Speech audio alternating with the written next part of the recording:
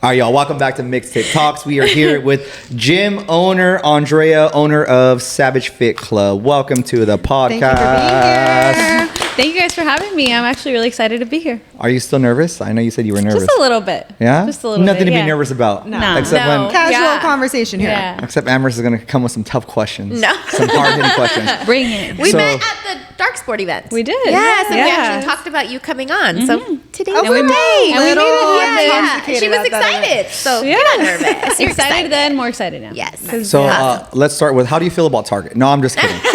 We're not going to do that about to what's you. going on in this world. Specifically Target, Dodgers. No, I'm just kidding. Oh my God. Okay, yeah, no, let's not make this about that. No, for us, we wanted to have you on because we love to see other gyms succeed. That, like I tell people all the time, there's enough of the gym for everyone. Yes. You know, if you Google your gym in relation to your area, I'm pretty sure there's like 15 other gyms. Absolutely. Right. So Yeah. for me, I got into this. Marissa got into this. I know Emma started training because to help people out. Right. That's what it is. And if you could have a successful gym, obviously those people within the gym are helping others, and it just kind of grows a community like that. So I knew of you when you started your gym, or started to rent your space out for your gym in January 2021 is when we started everything.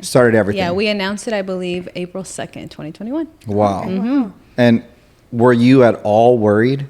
Oh my gosh. Because I specifically say that because you opened right during the height of when like COVID was over. I'm using air quotations for those of you guys listening. I feel like at that time it wasn't even over because, crazy story, we opened the gym the same month that my husband and I got married. Oh, I remember. And we had a COVID wedding.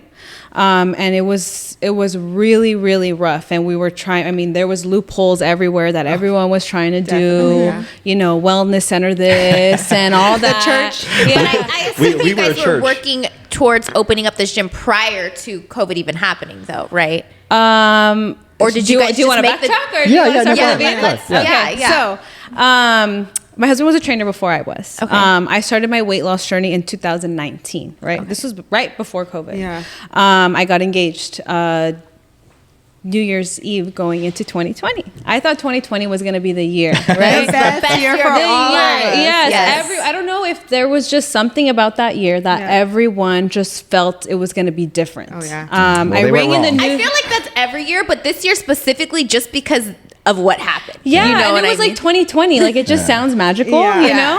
And I rang in the new year as a fiance, right? So I was like, this is it. I got to change my life for the better.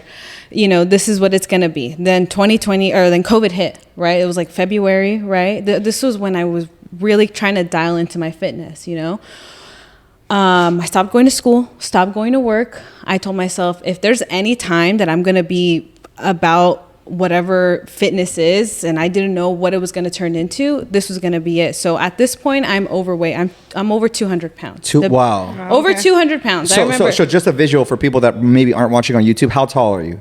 I'm 5'9". So 5'9", 200 pounds. 200 pounds. I was over 200 pounds. Over 200 yeah, pounds. Okay. Around there. I remember when COVID hit, we were all watching Tiger King. I was there with my hot Cheetos, enjoying it. Were you this weight like your whole life? Up and down around there. Okay. Yeah, so overweight ever since high school. Got it. And so I was like, okay. I told myself, this is the last bag of hot Cheetos that I'm going to buy. And then I'm going to dial it in because I want to get married. I Right. want to be fit. I don't know how long this is going to last. No one knew. Yeah. Right? 2 weeks. Remember, it was just. It was 2 weeks, and then it was a month, and then it was this, and then I remember it was like deep in it, and I was working out like probably 3 times a day because I had nothing else better to do. Remember in the beginning of COVID, it was kind of rainy every single day. It was like sad. I had a home gym. I worked out every single day, almost all day. I weighed all my food. I did everything because we all have the tools, right? I think that's what everyone forgets, that we all have tools that we can use that are free. Right? Go on YouTube. I was doing YouTube Zumba at my house on my free time during COVID. And then I saw an opportunity to intern. This is when gyms started opening back up, maybe July 2020. It was July. Yeah. Right? It was July July. 2020. I remember 4th of July, everyone was like going crazy, 2020. Yeah. Like everything's open again. And I saw an opportunity to become an intern at a gym. And I was like, well, at this point I had maybe lost 20 pounds. I was like 180. I felt good about myself. I was like, I think I can do this. If I love working out, I know everything that there is to be about working out because I've been, living, breathing it for so long. I can try it. And I became an intern at doing fitness group classes. And I think that changed my life. The first class that I taught, it changed my life. I said, I could do this. I could do this forever. This is what I'm meant to do. Yeah. What specifically about like you doing that class made you feel like this is where I wanted to be? Because I have been on the other end taking the classes, and I always admired what it took to be a trainer. It's not just about the knowledge. It's just about your passion to be happy and healthy. You go to a fitness class, what do you see when you listen to an instructor? What do they always have? It's just happiness, right? They're happy. You think that they're always in a good mood. Those words, they just like seep into your soul during a class, and it would always fuel me. And I would remember those words that those fitness instructors would tell me, you know, one more, fix this, do it for you. And that would make you do one more rep. That would make you come back again. And I'm like, what is it that I need? Like, I need to tap into that myself because I want to be them. Yeah. Right. So I started doing these classes, whatever. And then someone asked me to be their personal trainer. And I was like, hey, I don't really know what I'm doing as far as personal training. I said, but if you're willing to try this out with me and go on this journey with me, like, let's do it. So I had a few girls interested. I thought, I don't know how long your journey has been with personal training, but I thought like, once I tell people I'm going to be a personal trainer, everyone's going to want to train me. You know? At this point, I'm still a little fluffy. You know, I'm still like 180s, right? I'm feeling myself, and I'm posting everything online. Yeah. Like, I'm posting you guys, I'm going to work out right now. You guys are going to go on a walk right now. You guys, I bought ankle weights to go on my walks. Like, I would post everything. So I started getting a little bit of a following, and then I thought, the floodgates were going to open. I'm going to be the best successful trainer ever. Definitely wasn't, you know? I had 1, 2, maybe 3 girls who believed in me. And that's all I needed for me to keep trying my best every single day. My first client wanted me to train her 3 times a week at 5 a.m.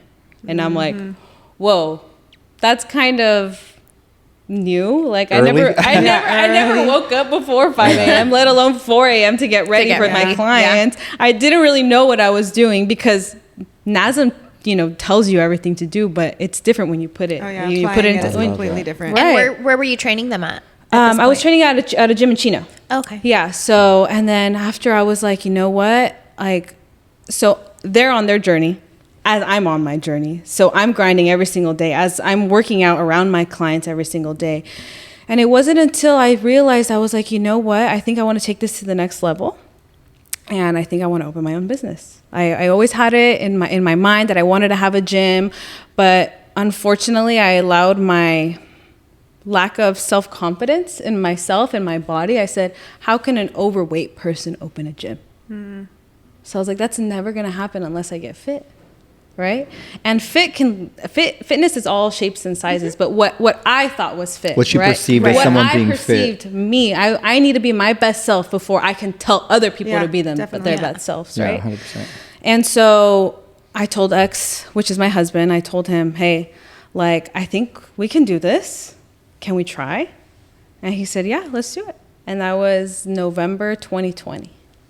Wow, so you guys started literally like when gyms aren't open, gyms are closing down. And that's what always kind of like, I never told you guys specifically, but I was always inspired because I'm like, I think when we had a discussion, when we met up, I was like, I'm looking forward to seeing how your gym's going to be in a year or 2 years. And I followed your journey and I've seen the growth myself. But what I've always been amazed by is you and your husband have like no quit.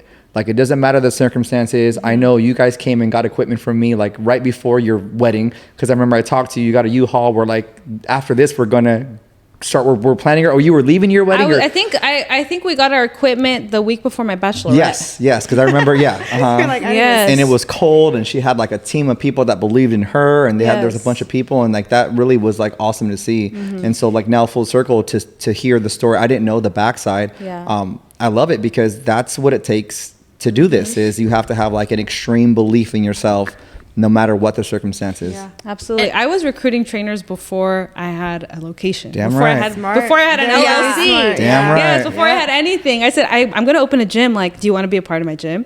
And they're like, yeah. And I'm like, okay, I don't have anything in mind, but what's the location? To be determined. So it's going to happen. What are some of like the steps or some of like the obstacles that you went through when opening the gym? Because obviously it was something new to you, especially with opening your business and having to get your LLC and having to open up, everything, getting your equipment. So equipment was tough.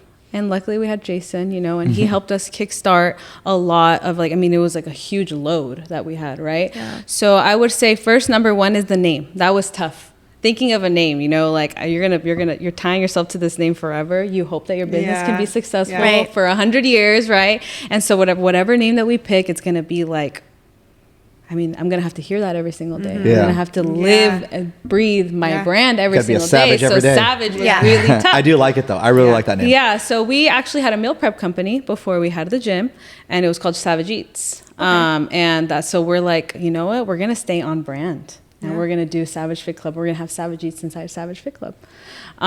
So that was number one. Number two is location, which I don't know if you guys have been through that, but location is really tough.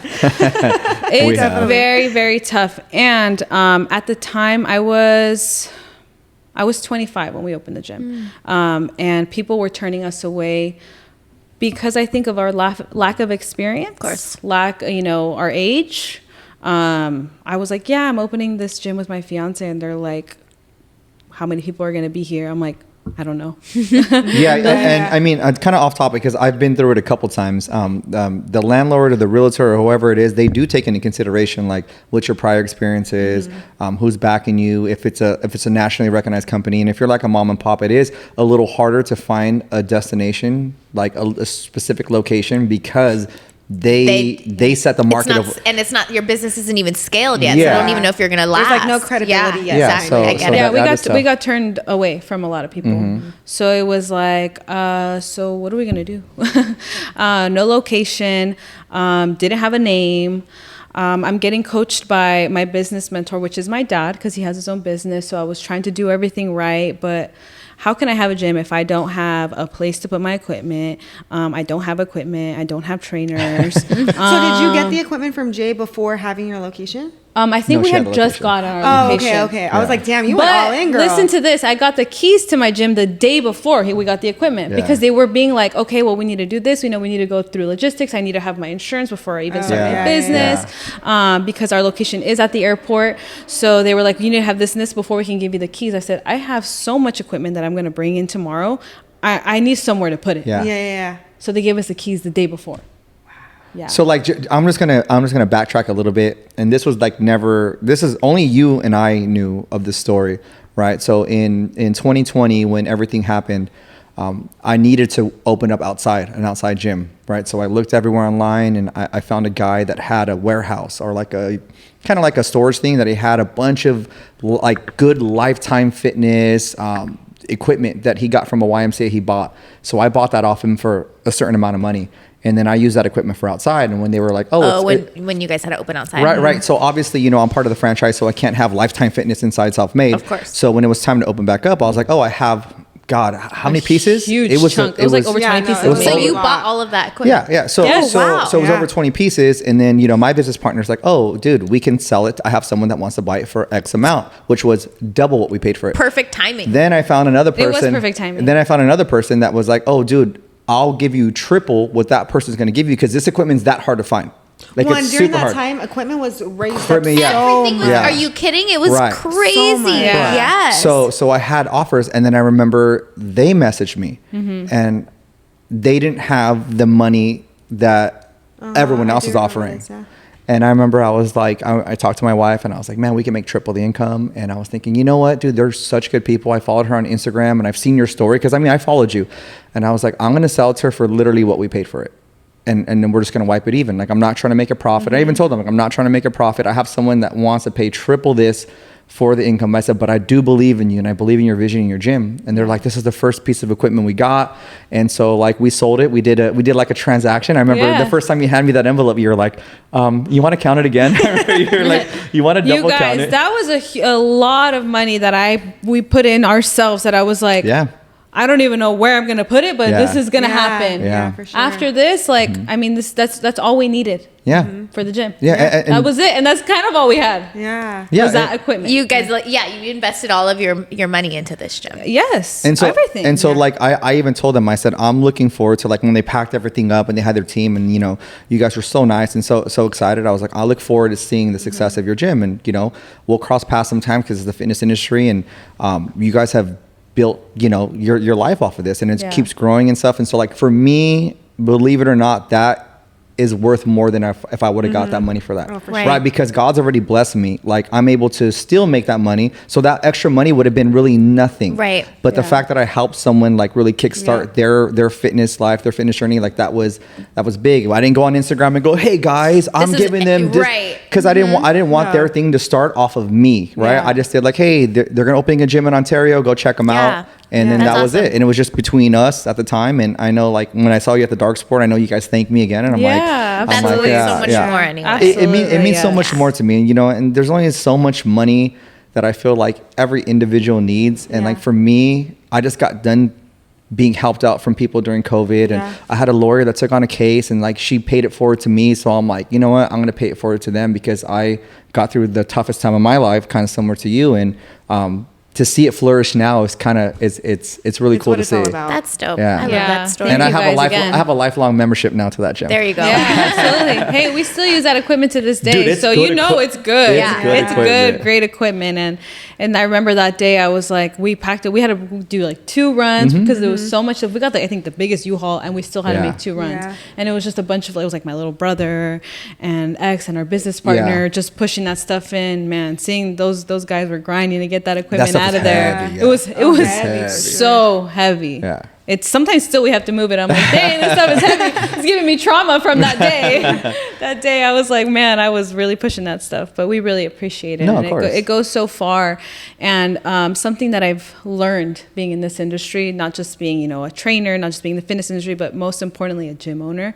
A lot of people preach supporting others and they don't practice what they preach. 1,000%. You know, they say, you know, especially women supporting women, supporting other small businesses, but they Gyms don't and really gyms. put it into play. Yeah. And I appreciate it, and I think it says so much about not just you guys, but you know the culture that you guys have at your gym. That you know, the humble don't crumble. You know, and it's super important to stay grounded in your beliefs and stay true to your word. Yeah, no, it's still, again, it's amazing to see. But I mean, you guys have way surpassed all that now. You guys are in a huge location.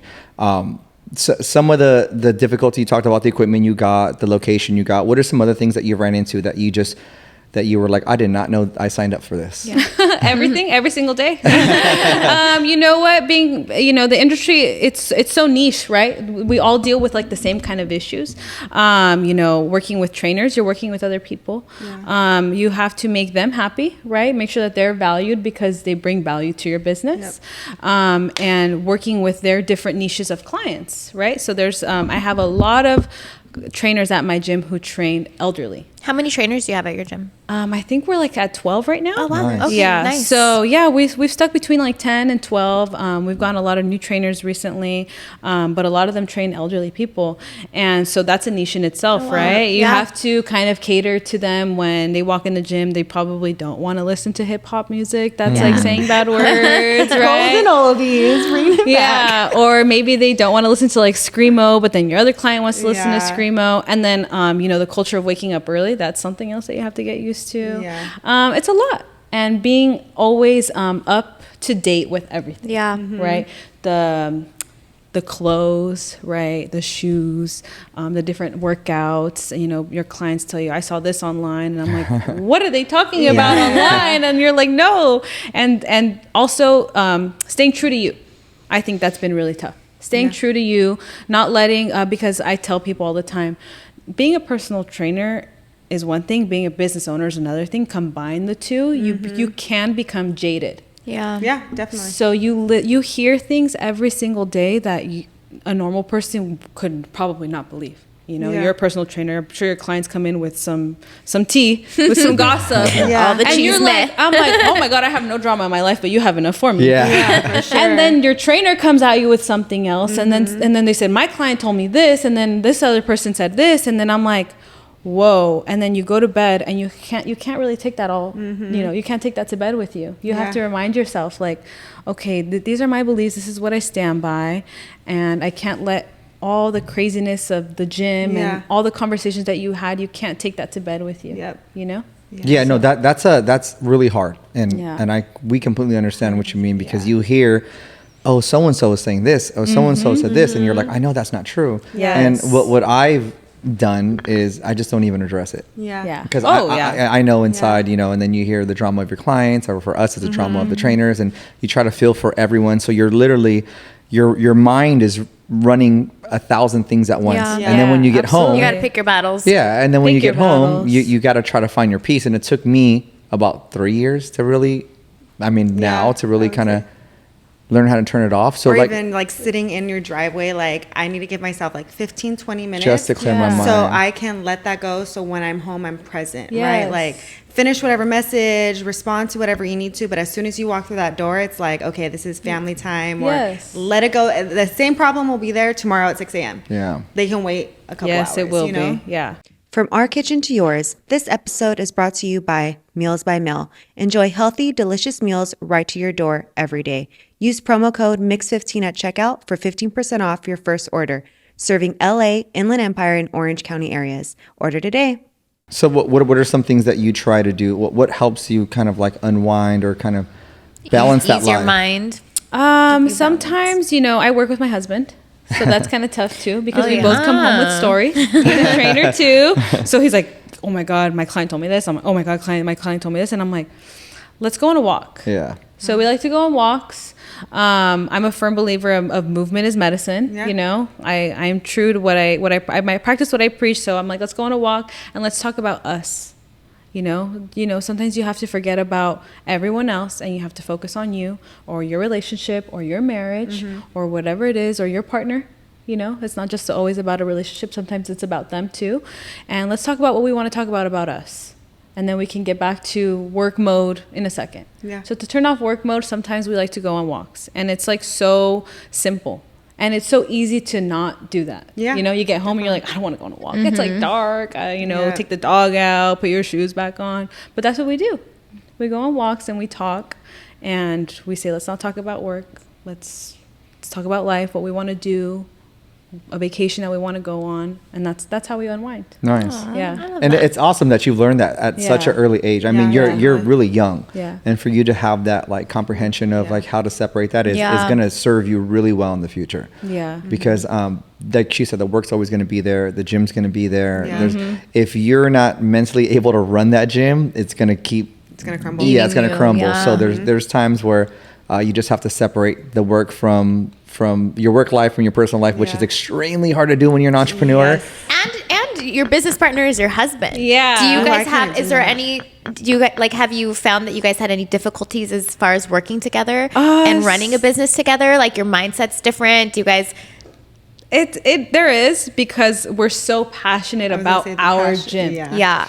That's it's like our baby right now, right? And that's Yeah. all we want to talk about is our gym. And I'm like, oh my God, why don't we paint this wall this? Why don't we do this? And sometimes it adds value to our relationship talking about that, because that's our baby, right? And so I think it helps us for the better. I think that I heard somewhere a therapist talked about your relationship is stronger when you guys both work on something together. Yeah. Whether or not it's, you guys can do like gardening outside or, working on a business together, or you guys are working on a car, or you guys have a hobby together. I heard something like that too. Is like basically like you gotta. In the Bible, there's one thing that it says, not to bring up like religion, but there's one thing that it talks about as far as like being with a partner, and it's like choose somebody you can go to war with. Yes. And Ooh. man, have we That's gone to deep. war? Yeah. And you know what?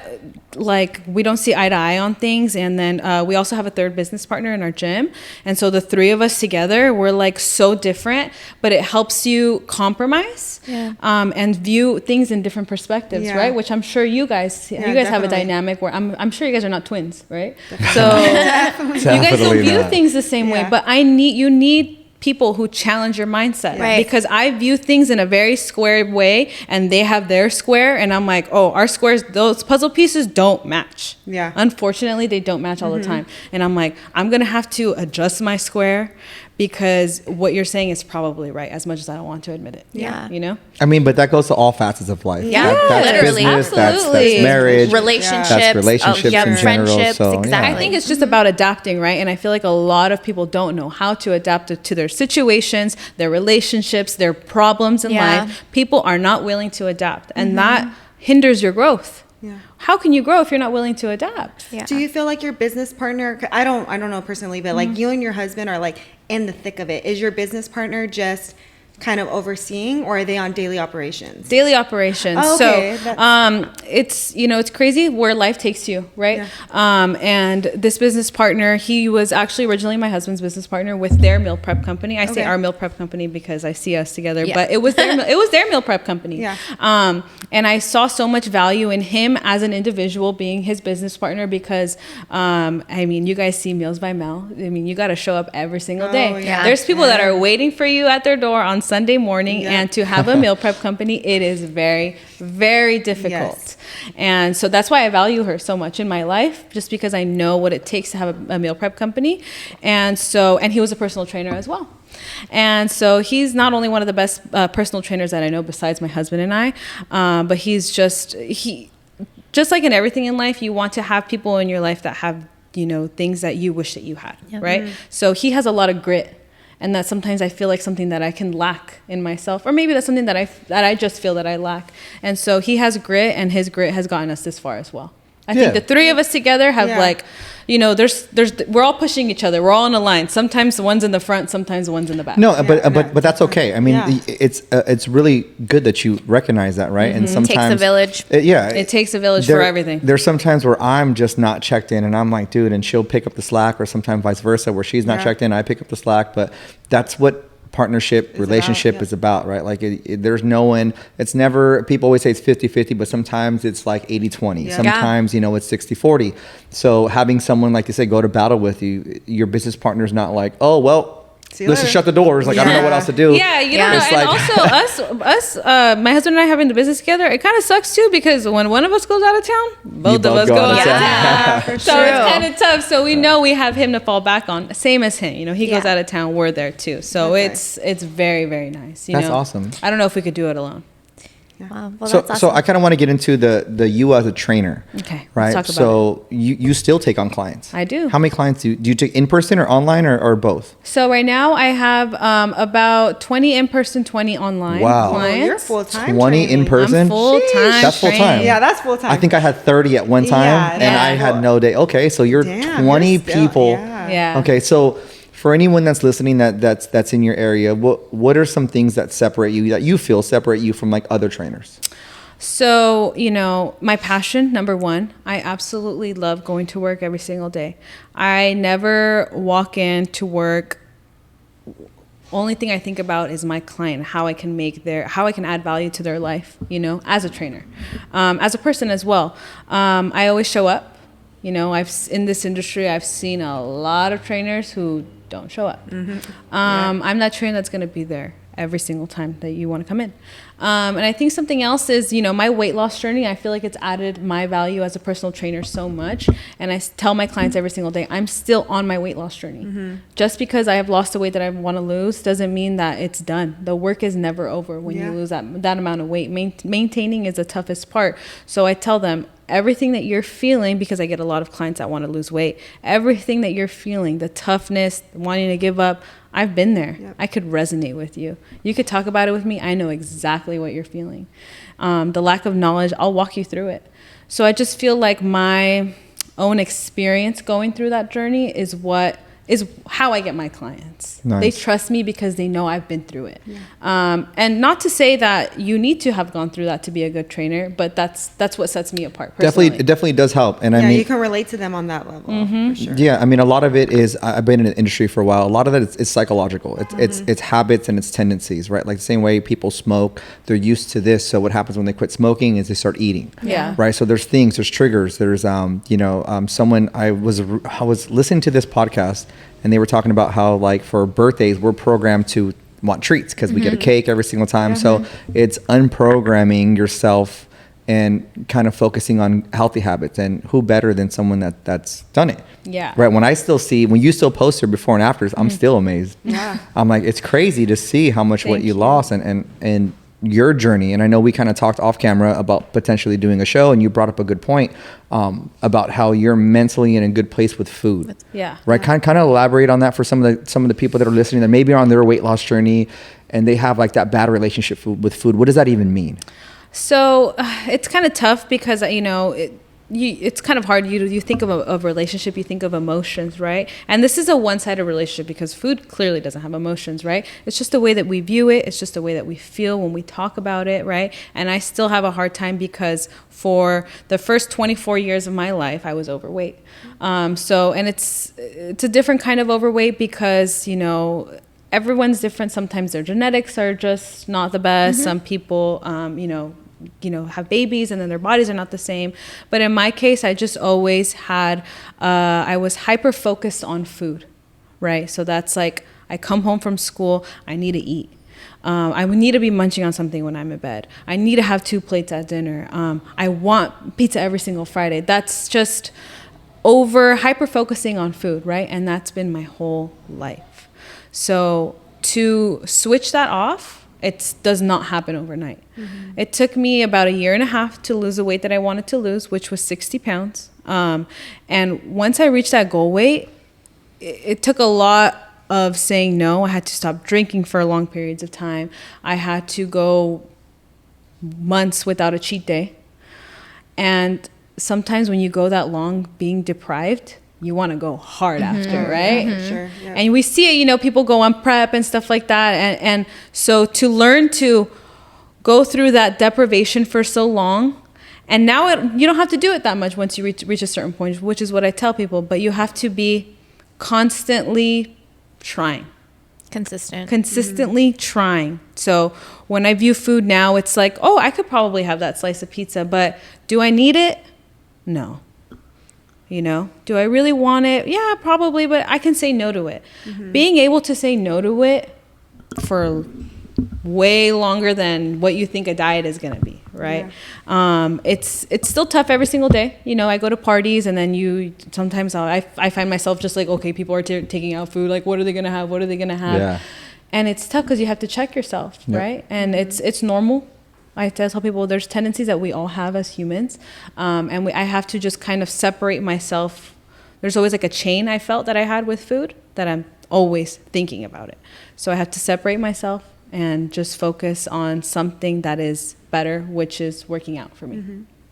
And it's funny too, because so many gatherings are, food is as a place of like gathering and celebration. So like, I know you told us, you have an extended family in Guatemala. So I'm pretty sure when you went home on your vacation, what's the first thing they want to do? They want to feed you. Yeah. Yes. So it is hard. And for a lot of clients, a lot of people, Marissa's wedding, I packed my own food. I just got back from another wedding over the weekend and they had like, oh, eat more. Oh, there's a taco man. And it's like, it's 11 o'clock at night. Do I really, even though you want to, but it's a social, we're all sitting there, we're all eating tacos or whatever. So it's hard to separate that. But I literally am always like certain things. I'm like, you already know what it tastes like. You already know what it tastes like. You already know what it tastes like. So yeah, I get it. You know what's funny? You don't need it. You already know what it tastes like. I used to tell my client, dude, tacos aren't going extinct. Yeah. You're going to have always tacos. be there. Absolutely. But you are only on this planet for a short amount of time. So, you don't want to like not have, it's not even the body you want, but just being healthy. And just feeling good about yourself and having confidence. And there is something to be said about like achieving a goal and then having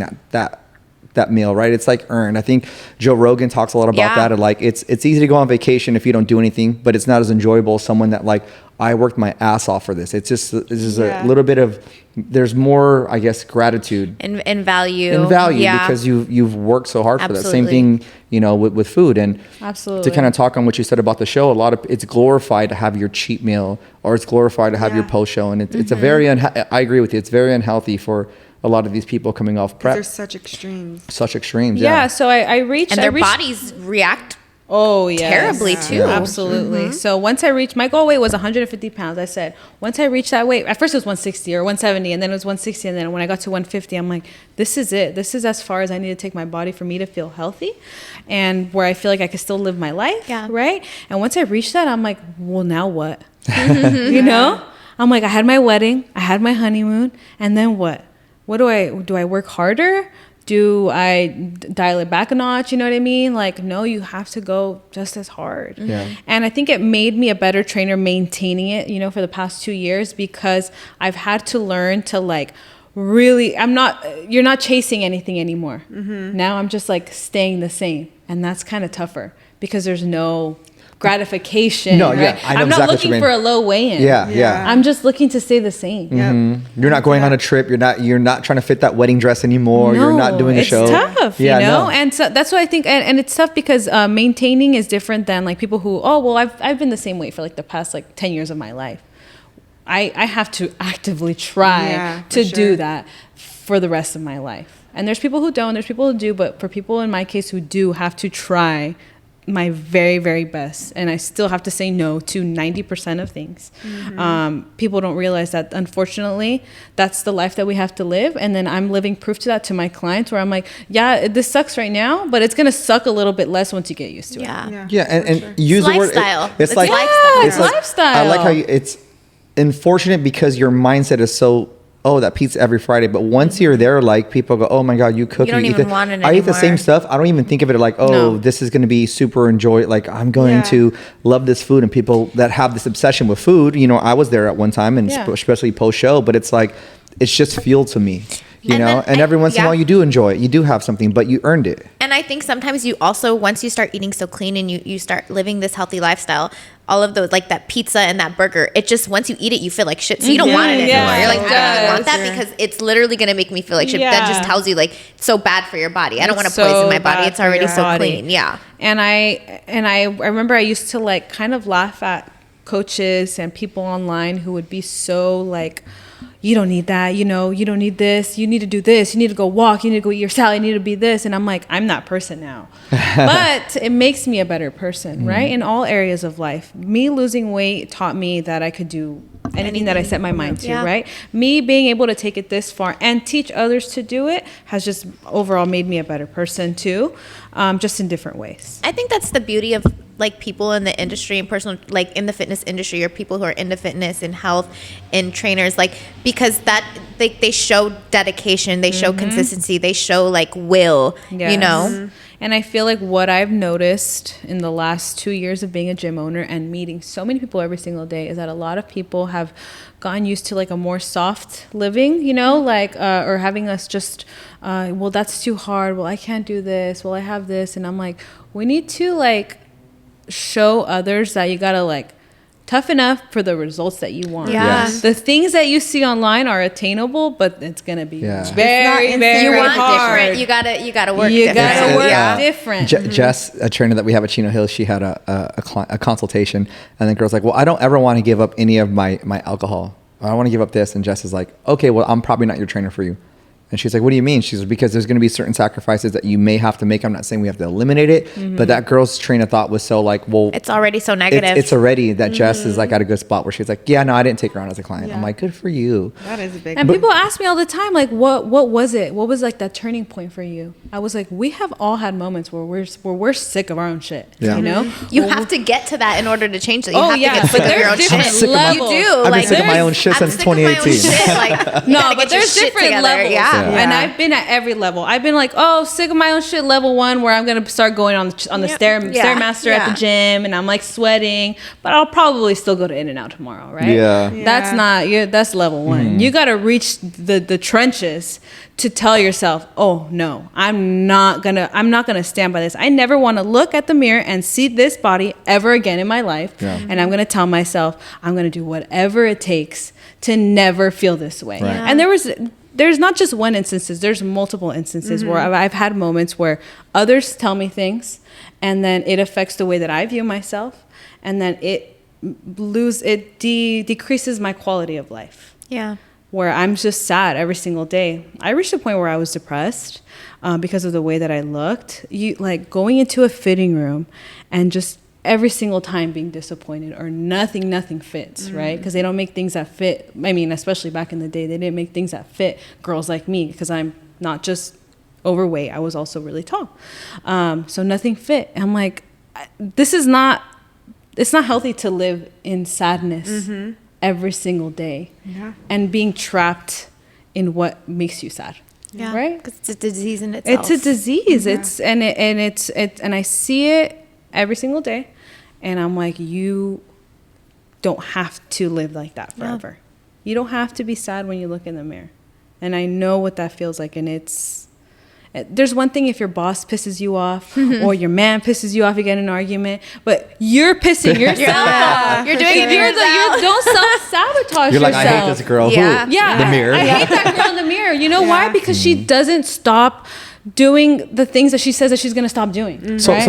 I want to ask you a question because I think this is a perfect question for you because you've lived both lives, right?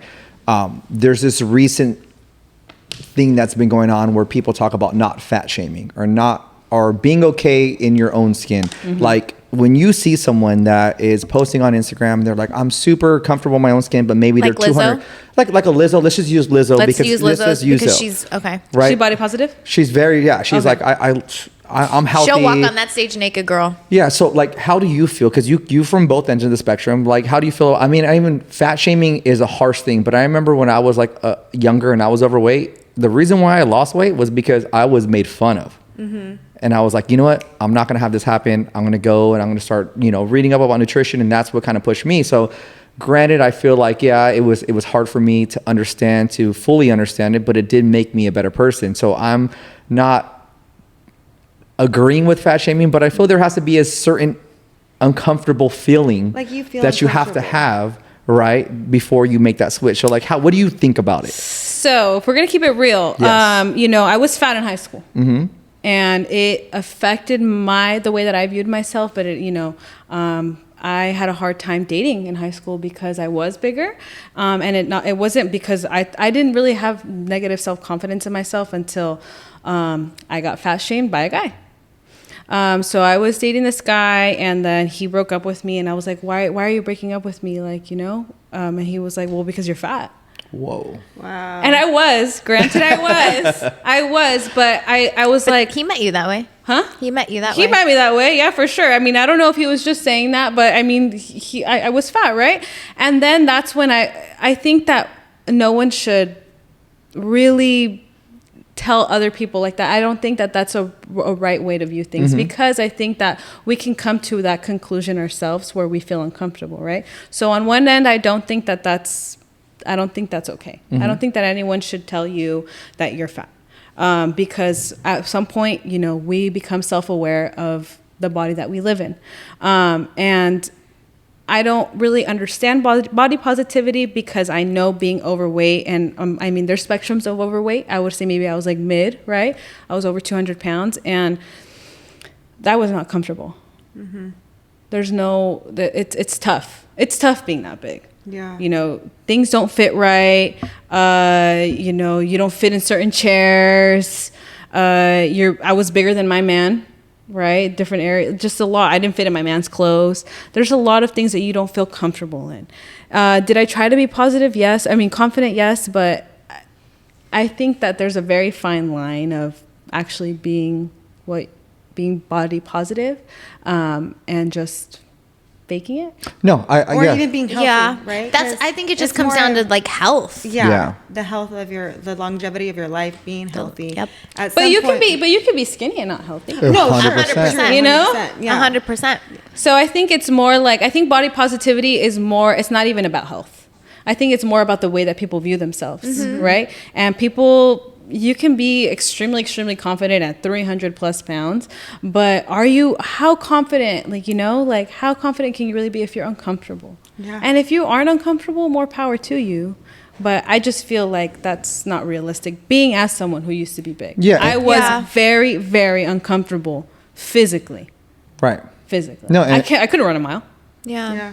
and people say, oh, well, not everyone wants to have abs, but it's bigger than having abs. It's like you said, like fitting into I don't mean normal clothes, but fitting into something that's not, has to be tailor made or something like that. Or even like I saw a thing on TikTok where a girl was taking up 2 airplane seats, and she was like, businesses need to accommodate me.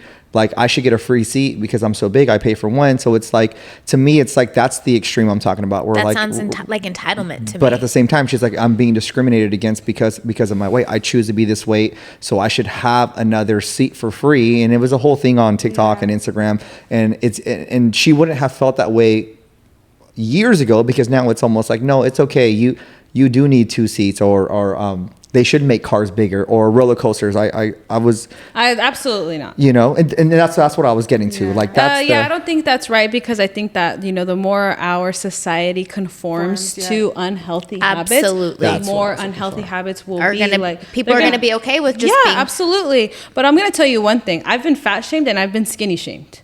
So now people are like, well, I know that you lost weight, but I don't want to look like you. Do you say like, thank you're you? skinny. You're too skinny. And I'm like, so it's like, there's no winning. You're never gonna. Right. You're never gonna win, right? So that's why I say I think body positivity should be not about how people hyper focus on what other people think of them. It's what you think How about you feel yourself. inside. You know what I mean? Yeah, internally. And that's what I'm gonna bring it back to, like, do you really feel comfortable being overweight? I know you don't, because I've been there. And being internally happy mentally. Yes. Yeah. And you know how like nice it is to be able to find the clothes that I want to wear and feel happy in them. You know what I mean? Go in the fitting room and feel happy. Or even your energy. Your right? energy. Your I was gonna say things don't energy. hurt. Yeah, trust me, when I got healthier, every morning I wake up and I'm lit. I'm happy. I'm healthy. I put on my clothes, I'll be in my sports bra, and I'm like, I love life because I'm so healthy now. I'm happy. People think that I'm crazy. You know, I take my apple cider vinegar shots in the morning, and I do this, and they're like, oh, like, how can you do that? I'm like,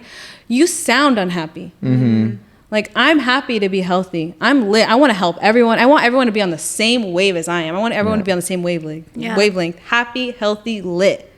And if you're not, then there's something going on. But it's also the same. Like I told a client, like, I don't know how you eat out every day. Like how you eat breakfast, lunch, and dinner, eating out. Like I would feel don't get me started. I would feel so sluggish.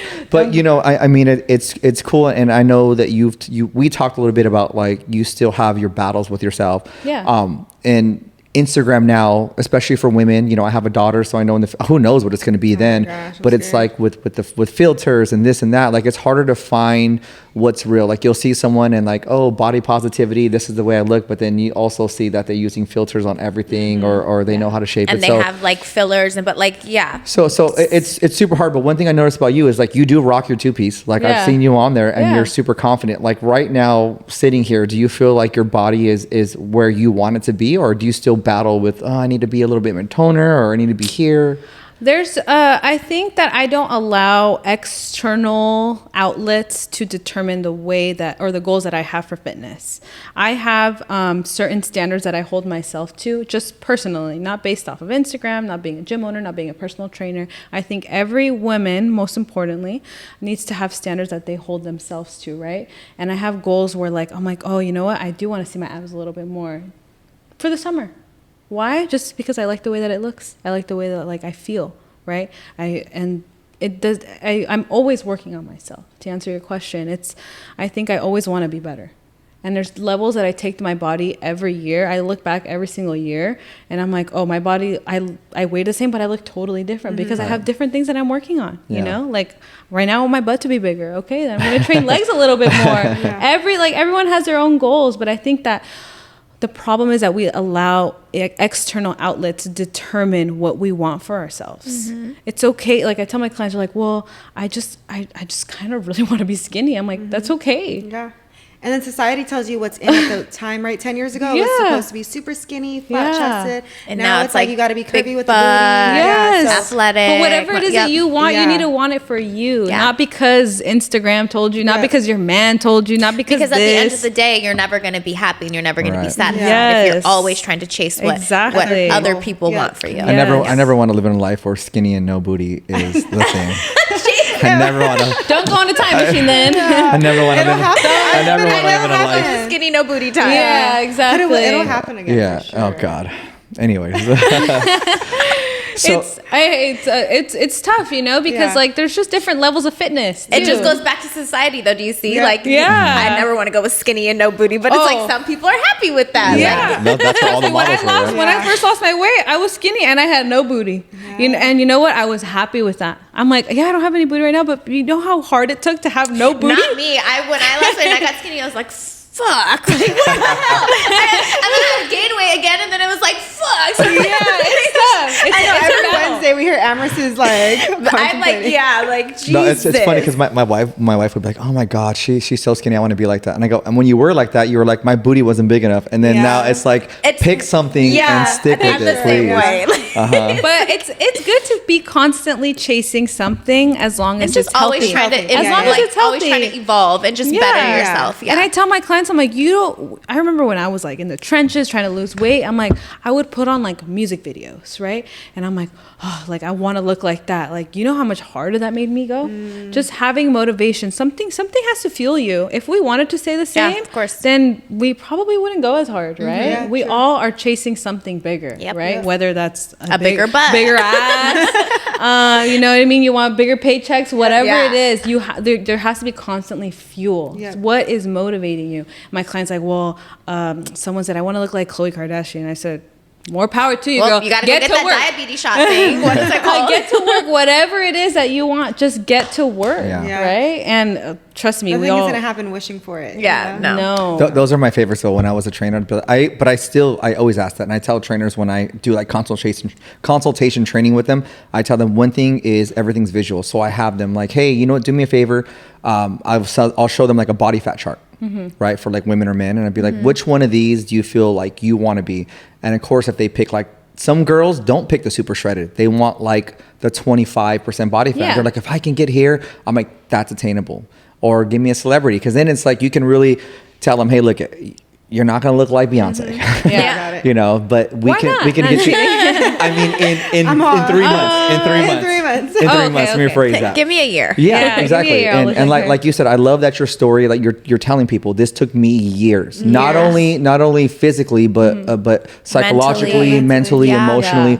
to come here. And you're not perfect, and you still battle. And I Yes. think all of us that are in fitness, we are the most insecure people ever. Absolutely. Yeah, for sure. When I'm not super shredded, trust me, I always feel insecure because I'm around people that are super shredded. It took me years to understand, like, hey, look this is your lifestyle. Like, I don't like being, when I was super shredded, I was the most miserable person ever. Like, my sleep was, everything was horrible. Yeah. And so, of course, that was for a show, so it was extreme, but I feel, we're the worst critics, but we're Yeah. also constantly kind of working on ourselves. And always trying to be better. Trying to be Yeah. better. But I love that because you hit it on the head. It's not like you're like, yeah, in 3 months, you guys, I lost X amount of weight. Like, you're still currently working on this. Oh, yes. As you're juggling your business, as you're juggling your new marriage. I still consider that a new Yeah. marriage Yeah. with your husband. And you guys are planning for the future. So Yeah. there's a lot of things that you have to take on. But I think once you have the mental capacity to do it, Find that balance. find that balance, which you've Yeah, you I'm not gonna say you found it yet because there's still a lot you're of still work. working I'm on it. always Yeah. chasing Great it. job, I'm yeah. always chasing it. But you're aware of it, and that's Yeah. that's the most important Yep. part. It's first you have to be aware Absolutely. of what you're doing. You know what I Yeah. mean, and then you kind of take it from there. So Absolutely. And I think that something that weight loss gave me that maybe a lot of people don't realize, not physically, it has given me so much confidence in myself. I'm like, I'm a disciplined person. I know that I can do things. Doing this, it gave me a career. It gave me a business. Like, I have nothing to fear. Yeah. Nothing. Yeah. You're 200 pounds off. Would you be as confident as you are right now Oh, sitting on this couch? Even if you were a business owner or all the things, right? No, it wouldn't, because I needed to go through And would things even be successful? Because you wouldn't even be happy. No, absolutely not. Like, I can see that in people because that was me. Yeah. You know, where they talk and they don't look you in the eyes, or they're like, I don't know, I just want to be like you. I just want to be like you. I'm like, you can be better. I love that. I always say Yeah. that. I want to be like you. Okay, you'll be better than Be me. better Yeah, than me. sure. You Yeah. have things that I don't have. You Yeah. have resources I don't have. Like, be better, Yeah, but for want sure. better Yeah. and try Yeah. harder. You know. So I think that if it wasn't for that, and I don't give credit to my weight loss for everything, but I think just the journey, which I always tell everyone, like, happiness is a journey, not a destination. So enjoy everything that you're going through, because we all have end goals that we want to do. You know what I mean? Like I always tell X, I'm like, I know I made it when I'm living in Florida with you and we're just, living on the beach and having a cocktail at 5 p.m. and living our best life. But that's not, if that happened tomorrow, like, would it even be worth it? Right. I want to go through the rough times. Yeah. I want to enjoy, like the craziness, life, seeing everything evolve, and then I'll get there. Yeah. I mean, as much as I hated 2020, I have the best stories from COVID. Yeah. Who doesn't? And that's when I was like, damn, I could really take on anything. Like I almost like unlocked like another level to myself. 2020 people removed people that weren't serving you in that time too, right? Like you just got a lot of clarity. I feel like 2020 either went one way, and it was your decision. You either bettered yourself or you got worse. Yep. Meaning like you were the person with flaming hot Cheetos sitting there like, oh, I have all this time, I'm going to binge watch this. Or some people were like, you know what, I'm going to start this business. Or you were dancing in front of a camera. Yeah, exactly. That's another subject. So it went either way. Yeah. But one thing that I know I want to talk about with you is I don't want to say recently, but you became a U.S. citizen. Yes. Right? Congratulations on that. Just recently, too. Yeah, just a few years ago, A few years ago. It's still kind of new. And so I know it holds a special place in your heart with what's going on right now currently in the world as far as like immigration. So I kind of want you to share your story, because I think it's a very powerful one from someone that came from Guatemala and now, you run a business. So I want people that are listening to really know like it's possible. It's definitely possible. And I think that for a really long time, I felt embarrassed. Because you felt embarrassed to be you weren't a citizen, to be an immigrant, to be an immigrant. And I would tell people, and then they're like, "Wait, what?" And there's not a lot of education out there for people don't even understand, like, well, you're an immigrant, you're from here, you're a citizen, you got your green card. They make jokes of the green card. They make jokes, and it's really tough. And there's a lot of like. Not a lot of light shed to that part of society, and unfortunately it's everywhere, right? And it's important to me because when I was in elementary school, like I just felt such shame not being from here, and that was mostly because I just became a citizen, so it's kind of tough to be like out there and be like, well, I'm from Guatemala and stuff like that, and I wish that there was someone out there that was doing that like the way that I am now. So I do a lot of speaking I've done speaking for the county of San Bernardino for Spanish-speaking children, so I do a lot of speaking there, and I try to tell them like, you can make it far. You don't have to conform to whatever it is that you've seen maybe in your family and generation, because I see a lot of people who conform to, oh, my dad is a landscaper, my mom is a maid because of this. And you can break that generational mold being an immigrant. You can use your second language as a way to get up in life. I've done a lot of Spanish speaking events to people, and that has only brought value to my business, to myself, right? And so my parents came here when I was only like 2 months old, right? So for a long time, they didn't even tell me, because obviously you don't know when you're 2 months old what's going on, right? And then once I got old enough and we went through that process, I was 15 years old, right? And it was scary because you have to go through interviews to be a U.S. citizen. That's a lot of people don't talk about that. They ask you questions. You have to be prepared. You have to be strong, and they can still tell you no. You can say all the right things, and they can still tell you no. And I think that's something that a lot of people don't know. Like, just because someone's not a citizen, it's not because they're doing anything wrong. It's just because sometimes, like, the way that society works, they make all odds against us.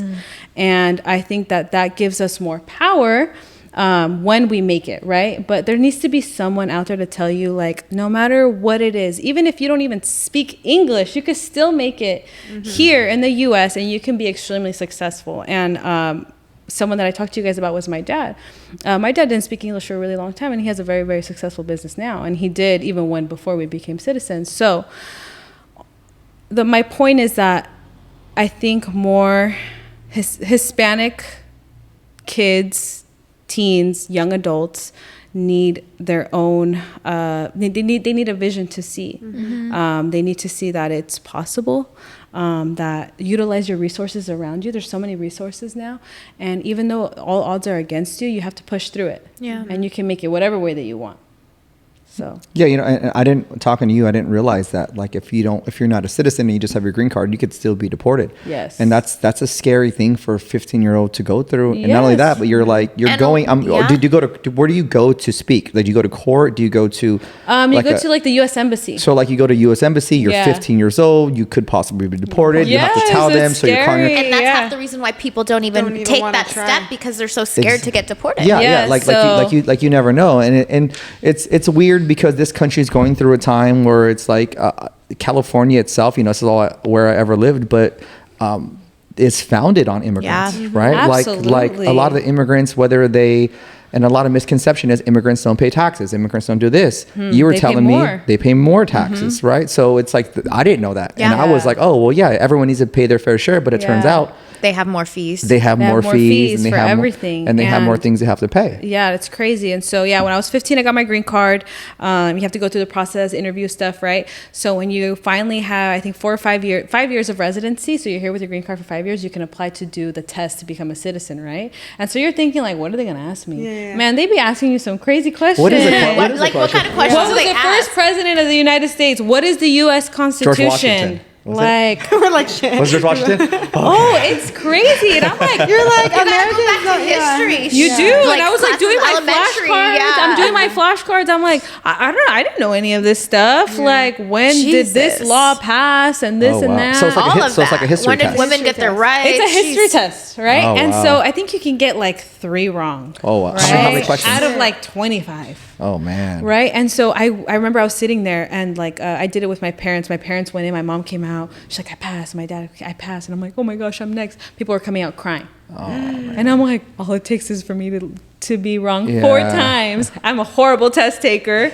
I suck at school. I can never remember anything. I'm like, this is, and then Yeah. I think I missed 3. Oh wow. Yeah, I think I missed 3. And after that, I'm like, you're And done. is it a verbal test? Like they're It's asking you- verbal. It's oh, so it's not even like you have no. time to- Ooh, It's girl. not even- And there's like 50 Multiple questions choice. they could ask you, but they only ask you like 25 or something like that. So you don't even know what they're So gonna you don't ask. know. And man, yeah. I mean, And I'm 20 years old, and I'm like, I don't even know. And then they're asking you all these other questions, and then they're very, Like they're, we would probably fail, and we're Oh, U.S. yeah, citizens. exactly. exactly. not me. First President George Washington. Got it. No, those questions will have you in a loop. You're like, what the heck, Yeah. you know? Yeah. And they don't ask you the easy ones either. Oh, for sure. Yeah. No, but I mean, there's a lot of things that are, and again, the fat shaming, the immigration. There's a lot of things that are going on that you are giving us insight to. Like I didn't know. I thought if you came over here when you were a baby, you automatically Are a became a citizen? citizen. I didn't know. I didn't know No, you're yeah, not. it's really I didn't tough. know if you had your green card, you could be deported. I didn't Yes. know if you are an immigrant and you have a green card and you have a business, you're paying more. More. So there is a lot of things that I feel like even myself. Like you if know, your parents aren't citizens here, but they had you here, then you're automatically a citizen. Yes. Yes. Oh, okay, that's what it is. Yes. Okay. Yeah. Man, let the babies stay. I mean, come on. Yeah, and there's so much going on, with that, and there's, we see the kids and stuff like that being detained from their parents, and they don't have a choice. And there's a lot of people from different countries, like China and stuff. Like that's why they don't. A lot of times they hide. That I've heard that they hide when they're pregnant and they get on flights, because if they have their baby here, then their baby is automatically a Yeah, citizen. no. I've Yeah. heard a lot of people that do that. They That do get that. pregnant. Yeah, Yep. I actually know someone that currently got pregnant and they're from another country and they're coming here and that's where they're gonna have the baby they're so just that gonna their have- baby's they're a just gonna citizen. figure it out for Yep. the baby. So I Yep. mean. I mean, I have people that are close. My family are immigrants. My dad came over from Hong Kong, so I really understand. But again, I didn't go through all the stuff you went through. Yeah. And I feel like it's such a big divide in our country, and it's because of lack of knowledge. Lack of knowledge. Lack of Absolutely. knowledge, lack of Yes. awareness, Yeah. lack of compassion. And so, Lack of I mean, compassion. you are a great example of someone that came over, did it legally, have your own business, but you took the step to do it all, right? To go Yeah. all the way Yeah. through. Did you feel different when you became an American citizen? Was it like, a weight off your shoulder, or were you like, okay? Absolutely. It is a weight off your shoulders, and it's something that you cannot describe to anyone else, you know? A mild comparison would be like when you get your license, right? You can drive a car whenever you want, but when you get your license, you feel like, oh, the world is mine. That's like I can do anything. It's a good like analogy. I could take on the world. I can go to In-N-Out. I can do this. I can go out with my That's true. friends. Yeah. You just feel different. Yeah. Like literally the air feels different. And I feel like you have the world of opportunities, right? And that's something that my parents told me. They said, this is huge. People are in this country for years, and this doesn't happen. So don't take it for granted. You know what I mean? When all odds are against you and you make it this far, we'll go further. Right. And that's what I think that a lot of that's what I mean when I say like Hispanic children who maybe they are first generation, maybe they are born here, but their parents are immigrants. They themselves don't provide their kids the knowledge to go further than what they do. Yeah. Right. So they're stuck in like a little cycle where, oh, it's just my parents have done this. And then, they stay low income areas, low income. This is normal. This is the way life is supposed to be. It becomes normal. And then, so that's why I want to be a voice to people saying that you can be Hispanic, you can not speak English, you can be an immigrant, not have your papers, whatever, you can still try hard to make it. Yeah. And you can be successful and you can do whatever it is that you want to do and live a better life than your parents, your grandparents, whatever it is. Just stop victimizing yourself and just make the change. Push.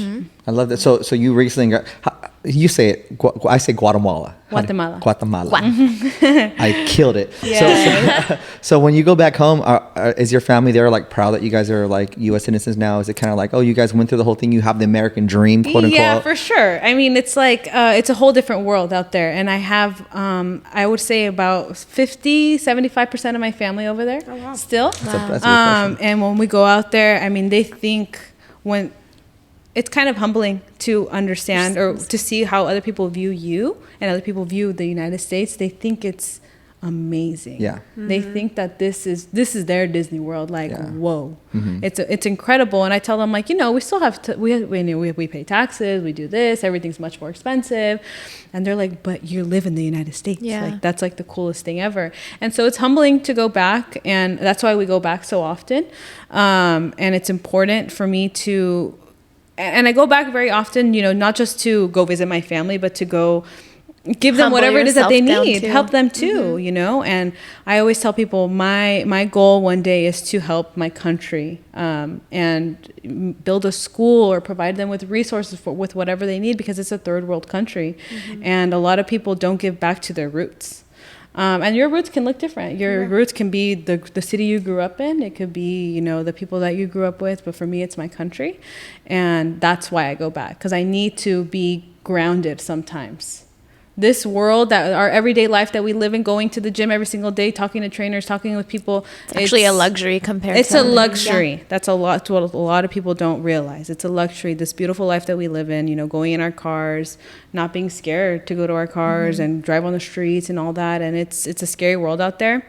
And I think it provides me more insight and just overall makes me humbles more grateful. Yeah, I love that. And kind of you spoke on that. It's not like the victim mentality. I feel like everything you've been through has molded you to the person you are, from, getting your American citizenship to losing the weight to starting your business. Like, you're a seasoned vet and you're still so young. So, I mean, there's more power to you. It's only going to be bigger. Yeah, it's only going to get better for you and bigger for you as you move forward. You guys. What is one thing you want to leave our listeners to the people that are listening that maybe don't know about you or know about your journey or know about the gym? What's one thing you want to kind of leave them with? I mean, like I mentioned before, when all odds are against you, even your own thoughts can be your worst battles. You can make it. There was moments, I remember when I would sit in my car and I was at a job that I hated and I didn't like the way that I looked, and I felt like I was taking it out on everyone. You could create a life that you love. You could wake up, if you don't wake up every single day happy to go to work, to be next to the person that you love, well, you can make it happen no matter what. There's going to be a million things, but you can do. Against all odds, you can create a life that you love. I love that. And with that, I love that. yeah, thank you for coming in. And Snaps. And if you guys, of course, we're gonna link all your social medias on here. But I would highly suggest if you guys are listening to this, go to her Instagram page and see her before and afters, because it's An inspiration right there. it's Yes. definitely an inspiration. So thank you guys. so much for being a guest. Yeah, thanks for having me, guys. We're looking forward to maybe year 4, year 5 of your business. for Have you back sure. on Yes, here? for Maybe we'll let your husband come on if you're allowed. I'll think about it. All right, you guys. Until next time. Peace.